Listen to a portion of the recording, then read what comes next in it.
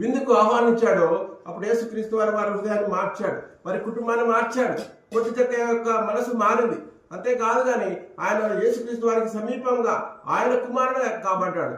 ఈయన అబ్రహాం కుమారుడే అంటున్నాడు. ప్రియమైన వాళ్ళరా, దేవుని యొక్క వాక్యాన్ని నువ్వు పెడచెవిన పెట్టి యేసుక్రీస్తు వారి సొంత రక్షకునిగా నువ్వు పెడచెవిన పెట్టగా యేసుక్రీస్తు నీ హృదయంలో చేర్చుకోవడానికి ఇష్టపడుతున్నాడు. యేసుక్రీస్తు వారికి తెలుసు నీ హృదయం ఎంతో ఘోరమైన పాపంతో ఉంది, నువ్వు ఎంతగానో నాశనానికి జోగుతున్నావు. అది ఇష్టం లేక ఈ గ్రామంలో మరి ఈ వీధిని ఆధారం చేసుకుని యేసుక్రీస్తు వారు మాట్లాడుతూ ఉన్నాడు.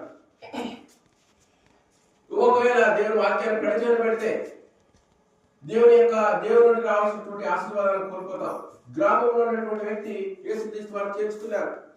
ఇన్కమ్ ట్యాక్స్ ఆఫీసర్ యేసుక్రీస్తు వారు చేర్చుకున్నాడు. ఎప్పుడైతే చేర్చుకున్నాడో వారి కుటుంబానికి రక్షణ వచ్చింది.